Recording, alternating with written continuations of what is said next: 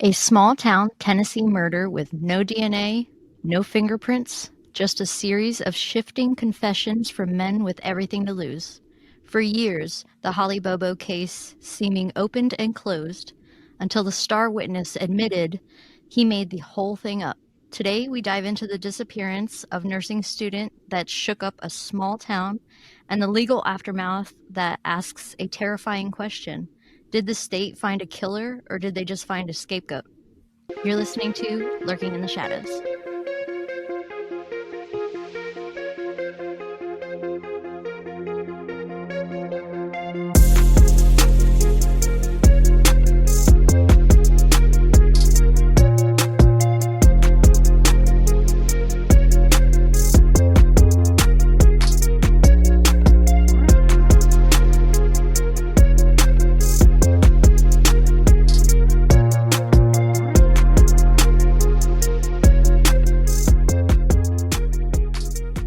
Hello, everybody.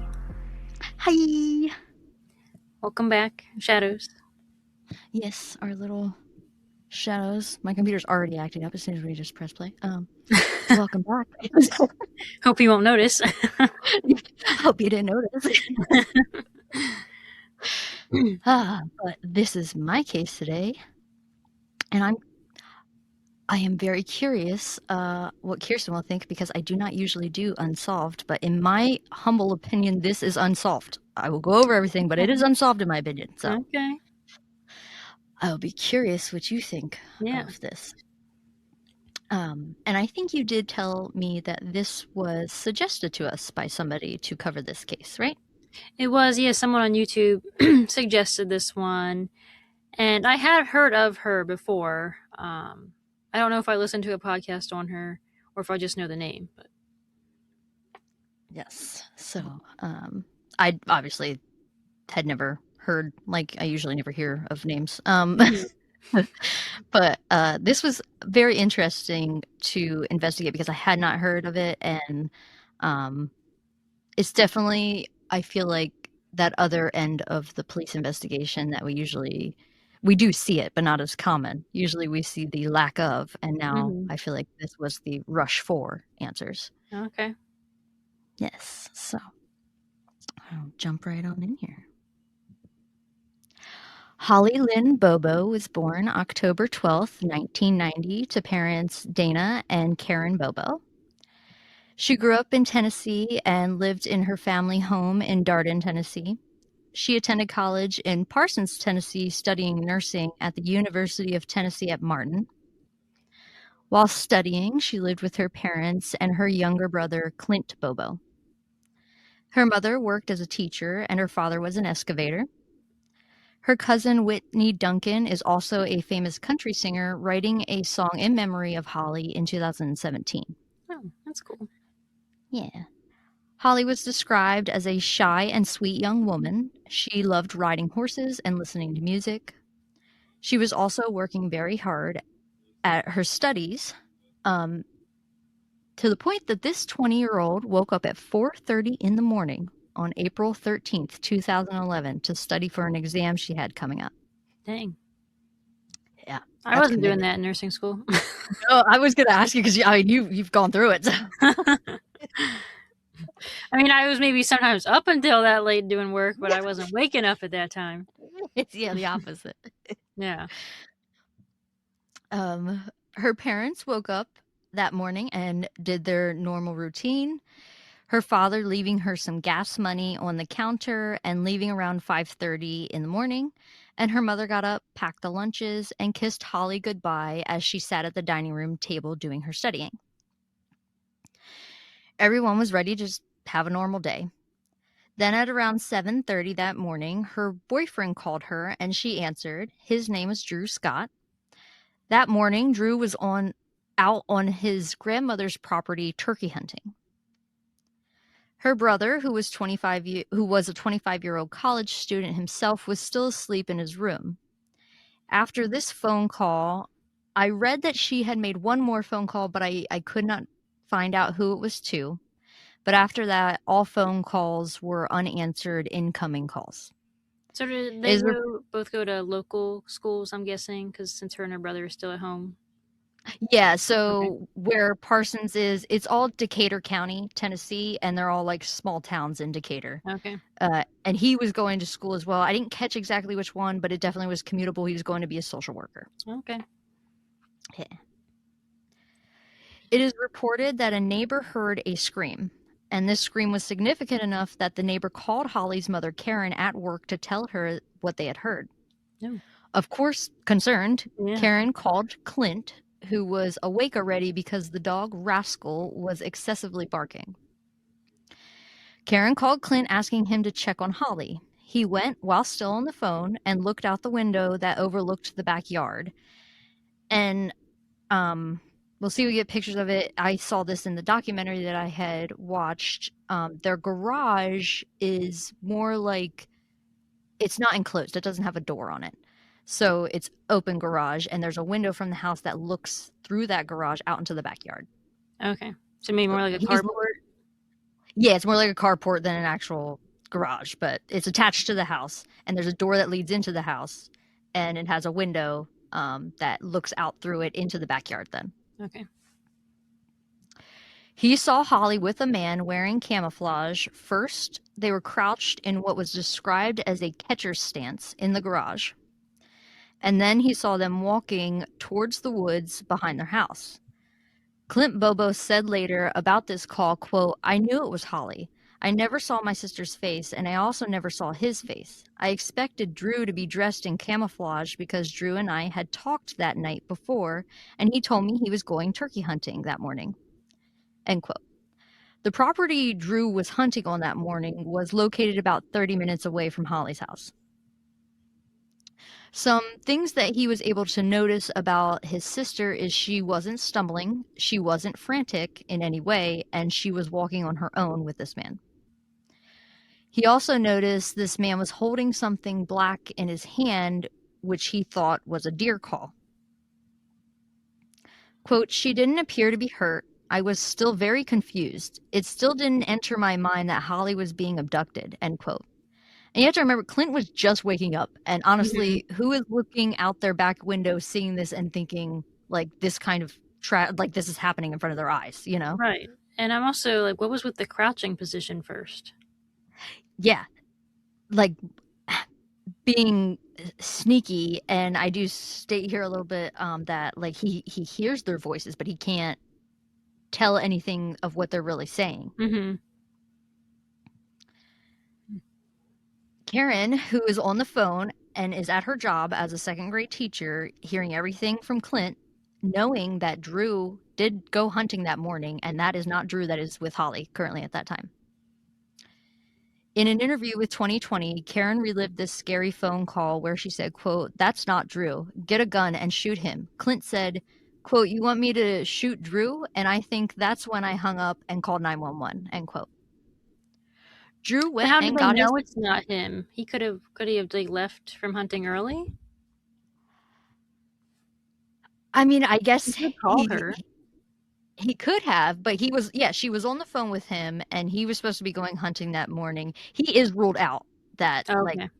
all his alibis and stuff are like he was where he was, the pings of cell phones, which becomes huge in these cases. In this case, all Okay. of the cell phone data that he was. And they also, as I'm really living this, I mean, they suspect Clint for many years of that he did something to his sister. And Okay.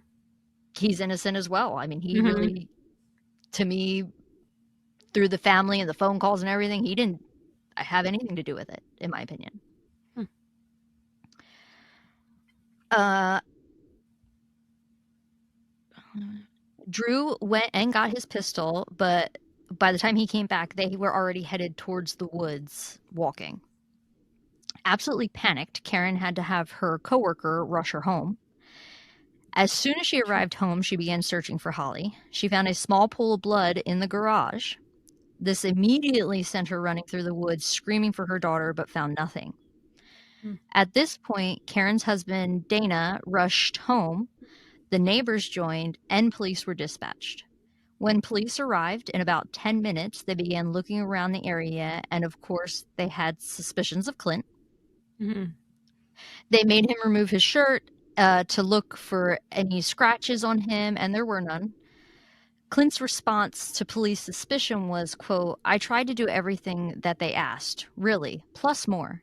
I tried to be as helpful as I could. I know that is viewed as, probably to a lot of people, as changing my story, but I don't view it that way. I view that as me being compliant with law enforcement," end quote. He was eventually cleared and, of course, denies any involvement to this day. Karen knew her son had nothing to do with it, and like any mother would, after losing one of her children and the other was being looked at as a suspect, she became very protective of Clint, knowing that they will get the real answers to what happened to Holly hopefully soon. Yeah. Clint gave all the details he could remember about the person with Holly, but all he saw was this man from behind. He said he was between 5'10" and 6 feet tall, 180 to 200 pounds, which is 82 to 91 kilograms. He had dark hair that came down to his collar that stuck out from under the ball cap that he was wearing, and he was head to toe in camouflage. Clint also recalled before he saw Holly and this man walk into the woods, he heard Holly say, "Stop, no, please stop." And he heard a man's voice that was deep but couldn't understand what was said. He also never heard Holly call out a name of who this person was either. Makes me wonder if she knew this person, because how did they get her out there in the garage? That I do, honestly, I have no idea who it could be. We'll go through everything, but Mm-hmm. she had to have known him. Right. Or was she already out there and then they just like walked up to her? I don't know. I didn't find, and this would have been good information because even in the documentary with the interviews with her parents and stuff, I didn't hear this. Like, what time was she due somewhere that morning? Like, was she Mm-hmm. going? Her Mustang, she had a Mustang, was parked in the garage, and her car was still there. Okay, so maybe she was on her way to school. Yeah, but I mean, they didn't say that. Maybe she was on her way to school, but they didn't say like the belongings that they find later to me sound like the belongings you would have other than her cell phone, the Mm-hmm. belongings you would have in your car as just a student every day. Do you know what Yeah. I mean? Or on you every day type of thing. But maybe she was headed to school, but I didn't find the time that like she was leaving the house or like what time she needed to be out and about as to why she was. Maybe it was just happen chance that she just went out the door and this person's there. Mm-hmm. But I feel like she could know this person. Yeah. Police helicopters, ATVs, people on horseback, and over 400 volunteers turned up to help search for Holly within hours of her disappearing. Missing posters were made and distributed around town with pink bows. This was a very tight-knit community where everyone was coming out to help and look for Holly. There were even other law enforcement agencies from around the country that came to this tiny town of Parsons to search. The Tennessee Bureau of Investigation and the FBI also got involved in this case. There was a pond behind the house, deep in the woods, that was searched several times. Deputies took boats out on the Tennessee River, which isn't located too far from where Holly lived, so it was searched. The evidence that was able to be collected at the house was one shoe print, and the spots of blood that were later confirmed to be Holly's. The biggest blood spot was comparable to the size of a fist, and the other spots were more like dime-sized drips. The search turns up no new evidence for weeks until police finally obtain Holly's cell phone records. They were able to track the pings from her cell phone to the closest phone towers. Her phone immediately led police north, traveling along Highway 641 for around 35 miles.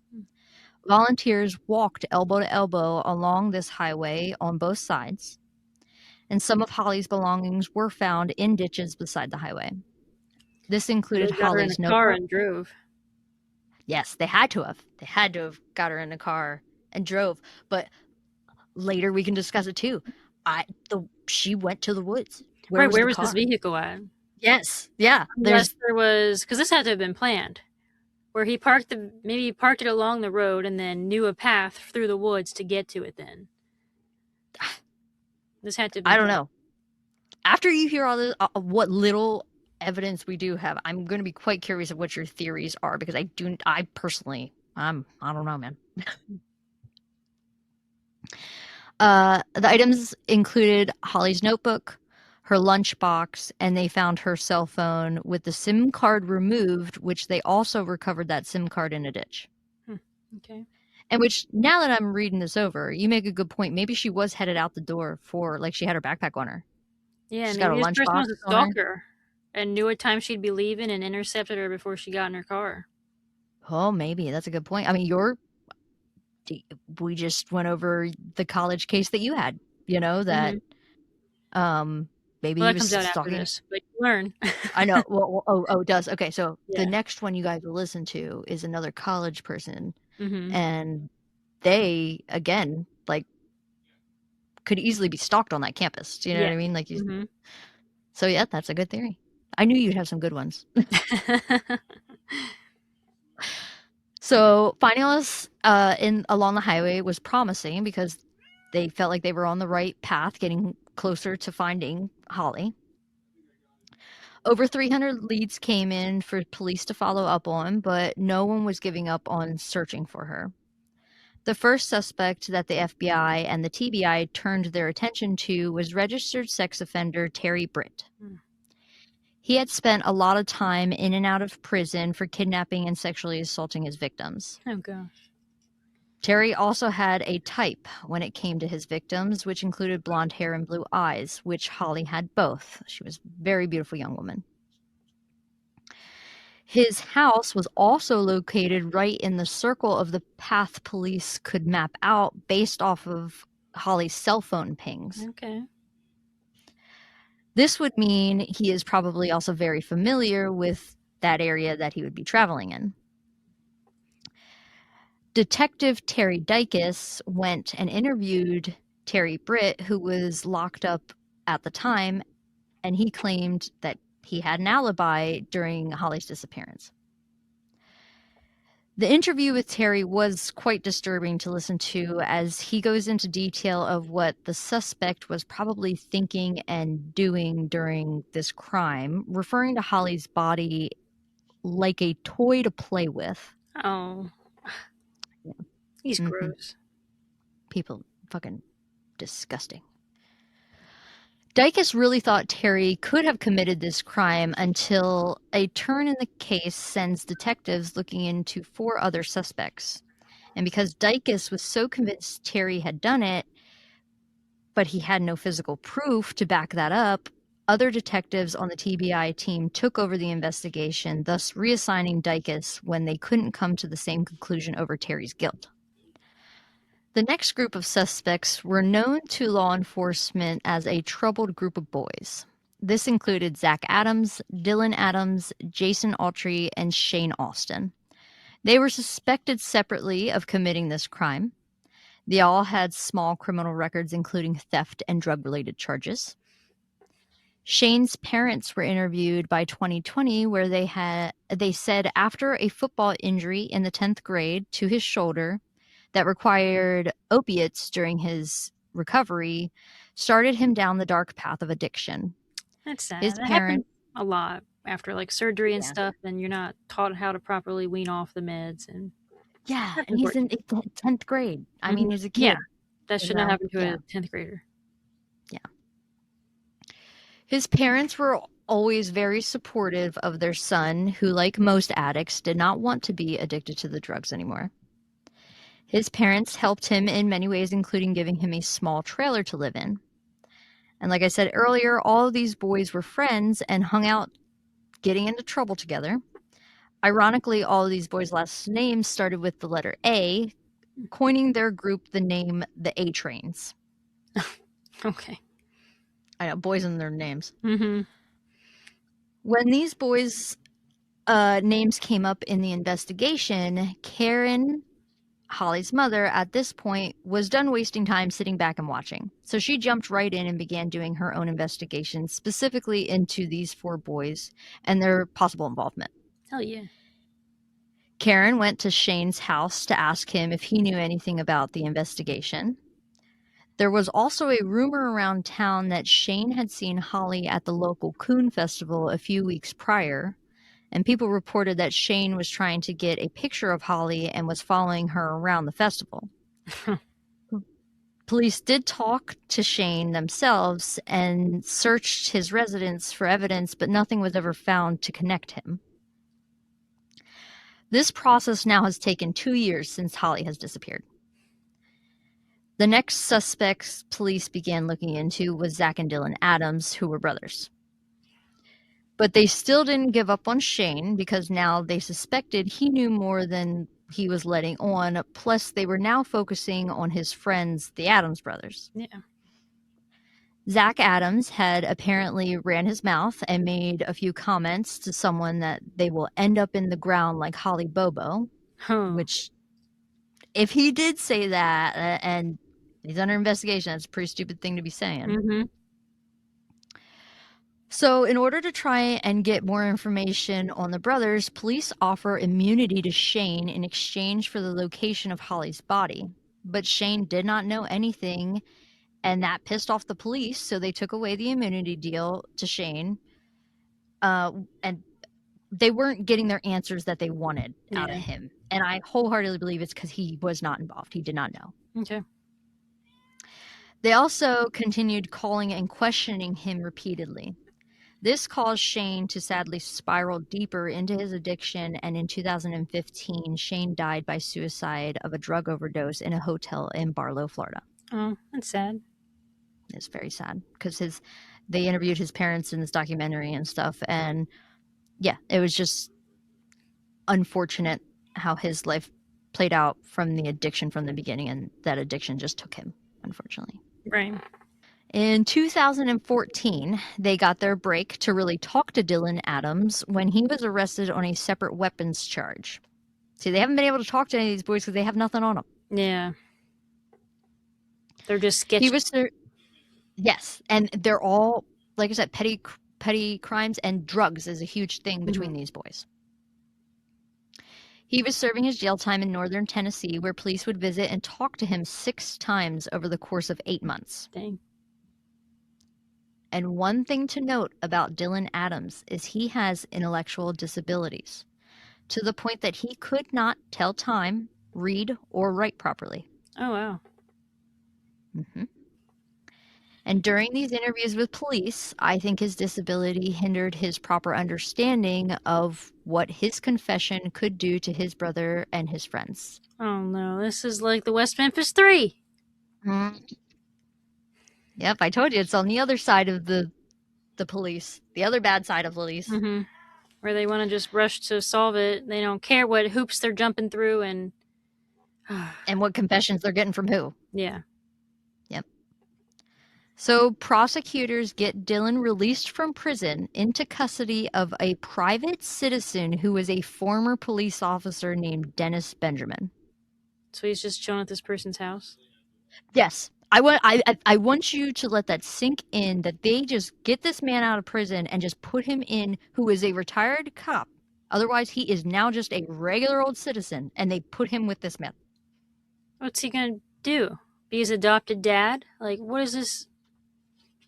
We don't know. What are we getting out I don't know. Were his parents even notified? So he stayed with this man for weeks, being told he cannot contact his mother at all. And she was told he was sent to a safe house and was unable to contact him herself. I have a feeling that house wasn't very safe. And they interview this mother in this, that like she knew nothing. Like there was no communication. Yeah, who knows what they were doing to him? This is not normal. Why are we doing this? I have never heard of that. Ever. Never. This is illegal. So it has to be 100% illegal. I don't know where or under what law, but it has to be. While Dylan was in custody in September 2014, Holly Bobo's decomposed partial remains were found in the woods off of I-40 in the area that they thought she might be located. On September 8th, 2014, two ginseng hunters were on Gary Tube's property when they discovered the remains. Larry Stone was the one to walk upon them. He initially saw a bucket, and when he knocked the bucket over, there was a human skull beneath it. Once he looked around more, he noticed scattered remains behind him. Holly's skull, teeth, some ribs, and a shoulder blade were found. So when The he left her skull, there, he put a bucket over her head? I don't know how this bucket came into. I don't know where the bucket came from. And like the autopsy information, all I have is her manner of death was a gunshot wound to the head. Yeah, like, did he already have this bucket, or did he go back to the scene and put a bucket over her head? I don't know. Also, like, I did not have anything from the autopsy that like the head was decapitated or something like that. Right. There was no details of that. Yeah, it sounds like he killed her and then just put a bucket over her head or something. Yeah, like how does that even get there? Right. Type of thing. Yeah. The skull contained a single gunshot wound that entered the back of her head and exited the front through her left cheekbone. So he shot her from behind. Yes, yeah. So he shot her from behind, Execution style. probably execution style. This poor girl. She was probably so scared. So scared. I mean, and also when I go through the trial and stuff, it is never brought up again. If you remember, I said that Clint thought he had a like black deer claw in his hand, and it had to have been a gun or something. It had to have been.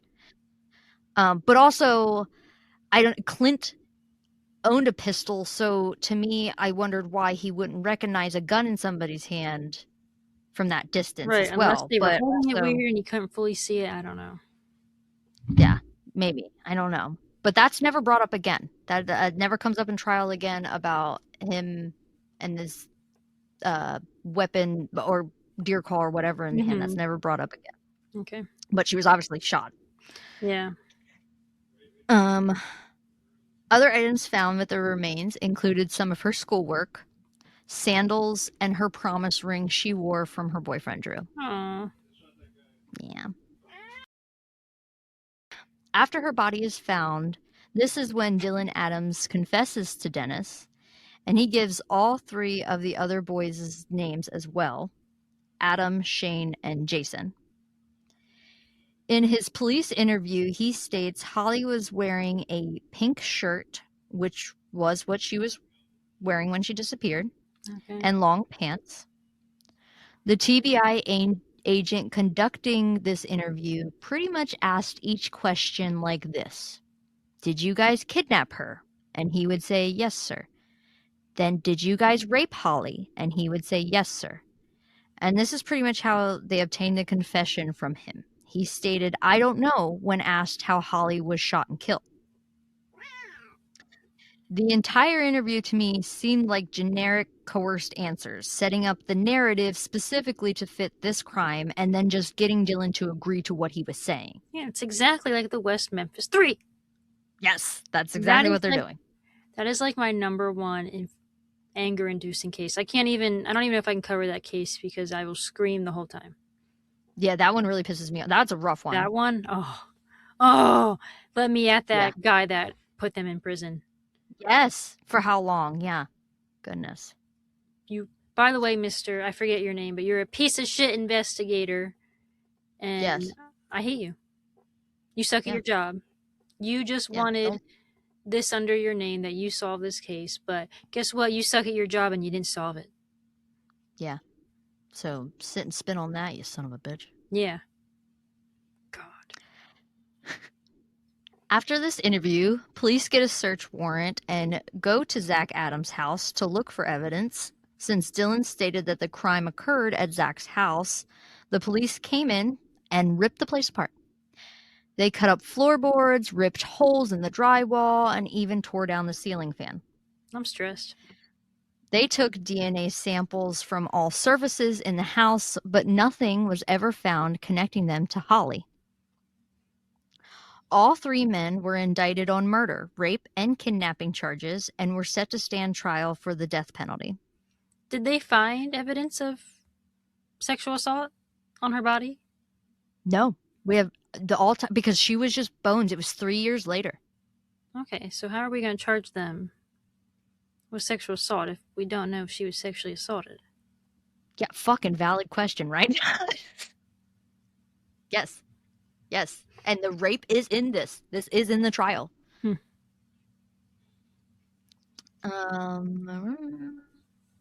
On September 22nd, 2017, Zachary Adams stood trial first. They had no solid evidence in this case against Zach. The only, quote, smoking gun the prosecutor Paul Hagerman had was the testimony of Jason Autry, which is still Who the hell's circumstantial that? evidence. Jason Autry is one of the other friends. He's part of the A team. Oh, okay. Yeah, so there was Jason, Adam, Dylan, and Shane are all 4 boys. Shane was the unfortunate suicide. Dylan is the one. I know there was a lot of names in this, and I actually cannot tell you how many times I had to reread an article to try and keep everybody's name straight. Mm-hmm. Especially when they started throwing like prosecutors' names and judges' names in here. I'm like, who is who? So Jason Autry is being accused of this crime as well as one of the friends. Okay. All 3 of them are Dylan, Zach, and Jason. His testimony, Jason's testimony, took an entire day to hear. When he took the stand, he claimed he had nothing to do with what happened to Bobo, and he only saw her at Shane's house with the Adams brother when he went to buy drugs. When he got there to Zach's house, Zach told Autry, this is him retelling what happened that day. So when he got to Zach's house to go buy the drugs, he told Autry he needed his help and put a body wrapped in a multicolored blanket in the bed of his truck while Shane and Dylan were disposing of evidence in a burn barrel.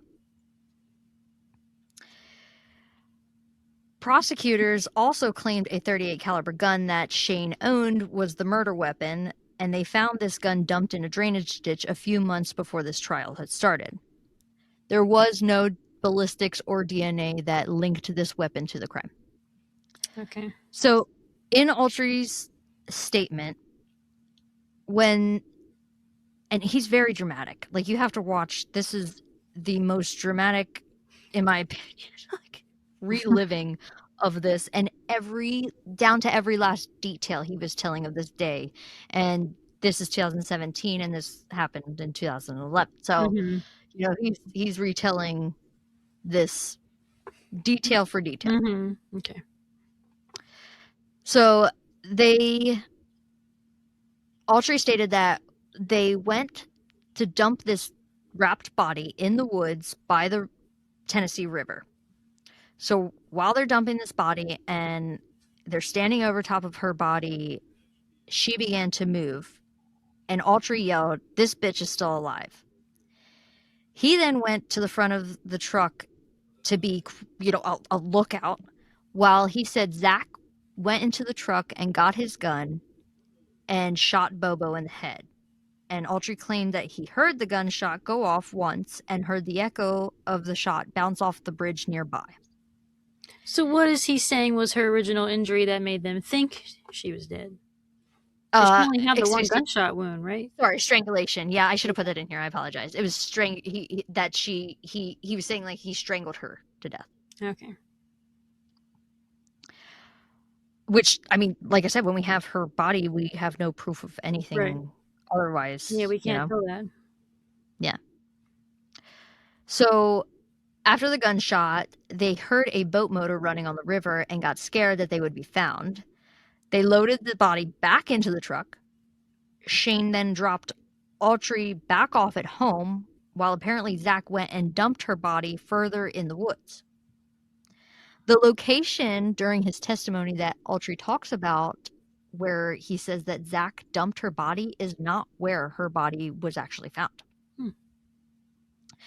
The defense ripped apart Autry's statement, in my opinion, by bringing in the cell phone records from the time that this crime was happening and that he's retelling this tale. Mm-hmm.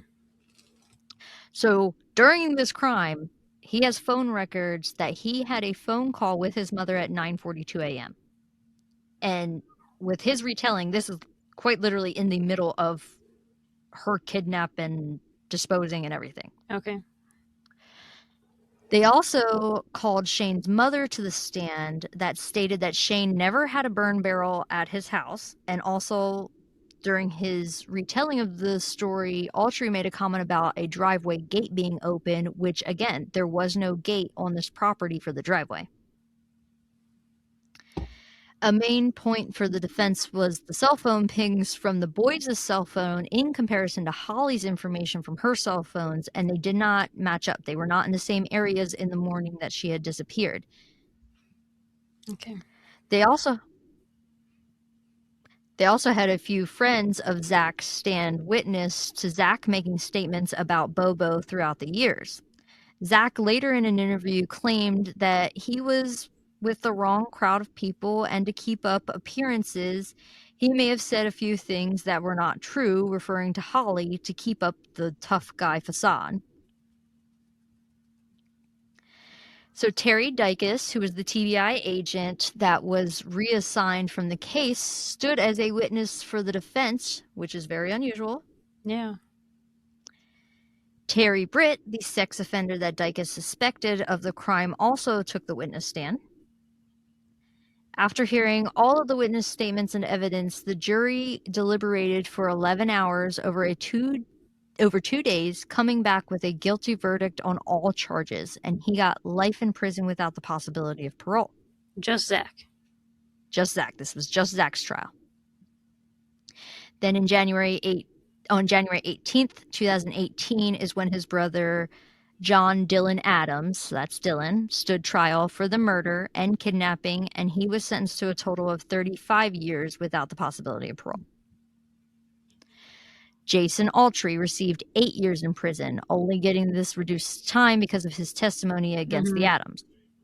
He was released in 2020. After he was released, Autry recanted his testimony about Zach Adams' involvement in Holly Bobo's murder.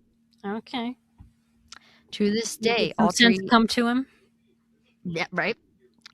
Guilty conscience. Mm-hmm. To this day, Autry is back in federal prison serving 20 years for a separate weapons charge. So now that Autry has come out and we're in 2020 and this, it's been many years, and he is recanting his statement, this begins the process in 2024 for Adams to appeal his conviction. Okay. Autry he made this whole story up to keep himself out of jail, and he even comes out and says how sorry he was that he did that. I mean, they were young. They were, and on drugs. Mm-hmm.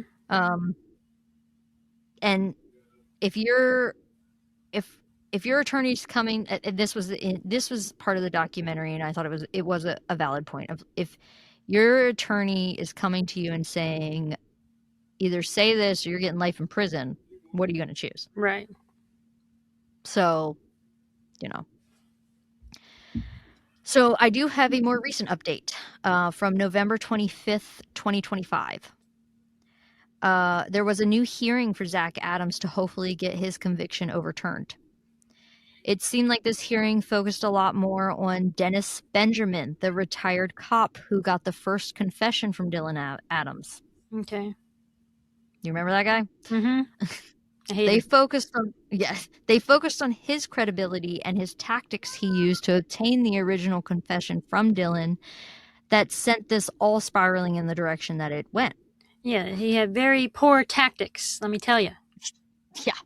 Yes. And I don't go over all of it in this because it was, for this hearing, it was 2 hours and 30 minutes and I wasn't watching the whole thing, but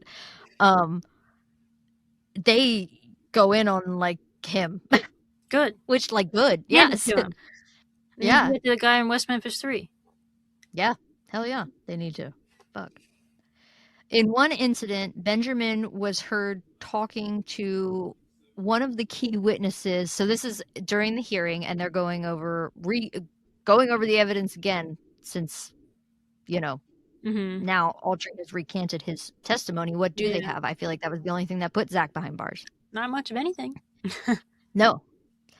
Um, so in one incident, Benjamin was heard talking to one of the key witnesses, Victor Dishmore, saying, quote, "If you can't give me Holly's body, you're fucked," end quote. Threatening Dishmore with additional charges. He also is heard asking Victor, who is the weak link of the three boys? He asked if Dylan was the weak link. Victor said yes, that Dylan was the weak link, like a punching bag, and very fragile. So they're going to pin it all on him. Or not pin it Yeah. on him, but take advantage of him. Yeah, they took advantage of him to get that confession out of him. Mm-hmm. Benjamin was described as, quote, blowing smoke and, quote, fishing when talking to Victor. He made claims he was out thousands of dollars on this case, and this was not true, and Benjamin even later admitted that that statement was not true. The final question for Benjamin when he was at the hearing was, how did Dylan end up living with him? Yeah. The question we want the answer to, right? Mm-hmm.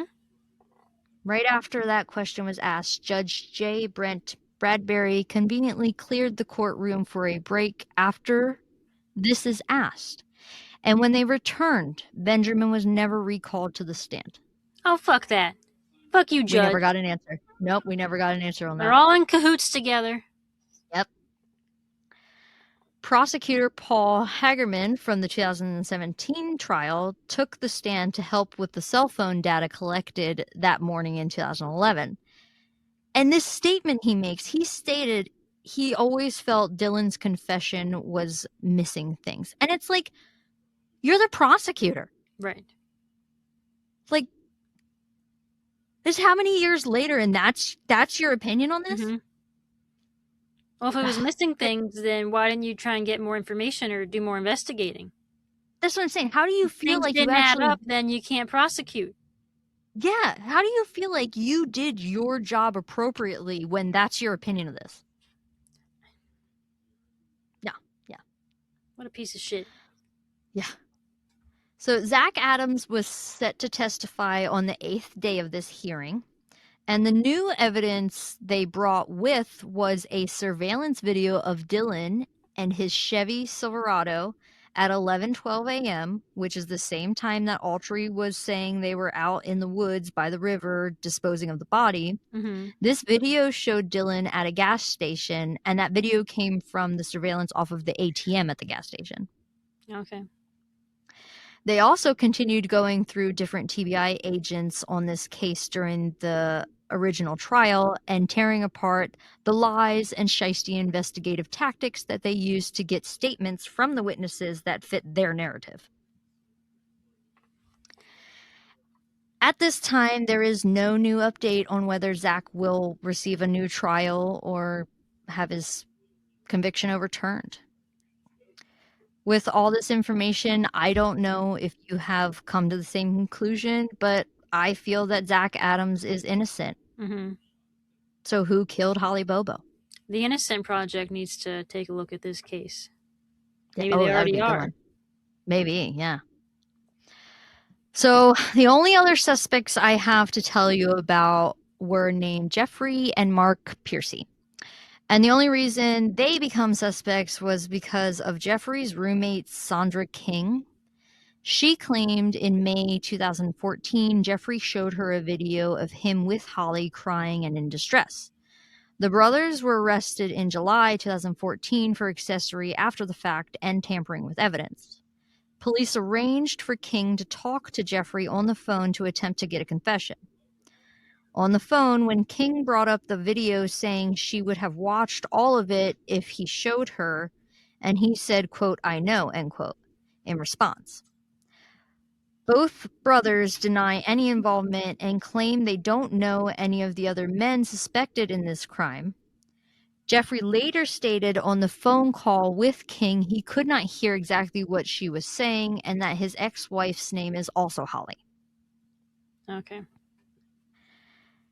So there are no real suspects, in my opinion, of who killed Holly Bobo. Yeah, I mean, did they Holly's... even look into Holly and her background, and did they interview actually people she knew? In the documentary that I watched and all my research, other than no, they tunnel, and I think it's kind of fucked because they took Dykus off of the case because they were claiming that he was so tunnel vision about Terry Britt. But Mm-hmm. to me, they tunnel visioned on the Adams brothers and getting that confession from Yeah. Dylan and did not. No, there was nothing I read of like talking to friends or um I mean, maybe they didn't. I just that's just not reported that they, ruled those Right. people out. Because I But wonder, like, what was going on in Holly's life at this point? Like, did she have a stalker? Was there someone she was afraid of, or someone that was weird? yeah, I all I know is that the boyfriend, and I mean, she's very active with family. Mm-hmm. Her mother was a school teacher. They were very active in the community. They were church going people. So I really think that this investigation was taken in the direction that the investigators wanted it to go. Right. And not the way the So evidence was pointing, no, not at all. or And lack even of in the way evidence. that the evidence was pointing, they didn't even, I don't feel like, take the proper time to even come up with another suspect. Mm-hmm. You know what I mean? Yeah. Because to me, this points to she knew this person. They knew when she was Right? going to be leaving for school, and they attacked her. Yeah. And I feel like the blood spots was probably like punched her in the nose or punched her in the lip. Mm-hmm. Yeah. Like it's just enough blood for like that kind of thing. I don't, Or maybe they stabbed her first, and that's why she was down crouching. Maybe she like fell over. maybe, but then She also, and like I know Clint was just seeing him from behind, Mm-hmm. so like he didn't report anything like that. Like to him, it just looked like she was walking because he really thought it was Drew. Mm-hmm. So Holly's parents believe that the right people who killed their daughter are behind bars, and Really? I mean, they do. They do believe that. I can't put myself in the shoes of a parent who has lost a child. But this also happened in the West Memphis 3 case where all the parents were like, Yeah. yeah, put them behind bars, even though none of the evidence pointed to them. But then many, many years later, one of the stepdads realized, you know what, I don't think they did it. Yeah. And I think it's just that parent need closure thing. I really do. Yes. Yeah. Unfortunately, Yeah. that So like I can't it's those blame parent them, but they're yeah. also, I think, just blinded by anger and grief that they can't Yeah. see what really happened here or didn't happen. Yeah. Yeah, they as parents put those blinders on because their only focus is to get the answers that they need, Right. you know. So, But at the same time, locking the wrong person up doesn't help anyone. Because that means this guy's no. still out there and could do it again. Yeah, and I have no ideas who it could be. And I also believe that police think that they have the right people behind bars. And due to this, I fear that Zach Adams will not see a new trial. And unfortunately, I don't think real justice will ever be brought to this case in who really murdered Holly Hmm. Bobo. Yeah, that's really sad. Yeah, because we think we have like the people who are going to do something about it think they have the answers already. So, Hmm. but I wholeheartedly do not believe that the Adams boys did this at all. Yeah, I I, mean, there's nothing pointing to them. nothing, absolutely nothing. No DNA, not And the even this. sketchy They couldn't things even. they were doing with putting that kid with some random retired man. What the hell's up with that? Yeah, yep. That just And then screams telling, sketchy and trying to create some sort of narrative here. yeah, and telling him he can't contact his family, Yeah. and um, yeah, I feel like this case I don't know if it's solvable, to be honest, because we don't have anything. And also, I don't know if you caught it, but it was never brought up again. There was a shoe print found at Oh yeah. the house. Hmm. That's never brought up again. Yeah. Never, like, I don't know, And like, And was her boyfriend's alibi completely solid? Like, do we know? he was never, I apologize yeah, if you guys can hear my cat. I cannot control her right now. yeah, she's a little brat today. But I like we also even discussed earlier, this person did this, took her to a vehicle, obviously, Mm-hmm. through the woods. Like, Yeah. where was this? This was You planned. know, like Yeah. it's just it's a crazy it's unsolved. You cannot Yeah. convince me that those boys did not do it. And um yeah, I think they had problems. I think they had drug problems, they had Mm-hmm. weapons problems, Yeah, they they were weren't doing good people, but still. illegal things. But yeah, I do not think any of them individually or together went and did that to Holly that morning. And Mm-hmm. like I said, the cell phone pings, none of them do. What are the chances that all of them don't have their cell phone on them, and that and where their cell phones were pinging from, they weren't even really together? Right. Yeah. Yeah. So Nah. Nah, they didn't do it. no, they didn't do it. And Autry coming back and literally saying like, I made it all up. He flat out like, I Mm-hmm. lied. So I feel really bad for Zach because they interview him a lot in this, and so he's behind bars for life, Yeah. pretty much. Yeah. For something he didn't do. Yeah, Innocent and somebody's project. out Get there. on this. Yeah, seriously, because the whoever this person was, and actually, also, I wanted to point out, I should have wrote that in here, that out of all the boys, the description that Clint Bobo gave of the man between 5'10" and 6 foot and the 180 to 200 pounds, the only one that came slightly close to that kind of build was Shane Austin, and he was over 6 foot. Oh, okay. But he was that bigger build. Mm-hmm. All the other guys were very gangly, not matching that build Yeah. whatsoever. So none of them really even matched the build of the guy that Clint Bobo was describing that day. Mm-hmm. Yeah, who is this guy? Yeah. Who is this guy? Yeah, she had to have known him. Had to have. But I like, mean, what's and the also, motive like, here? Like, I don't know. Because we had no evidence that she was raped. mm-hmm.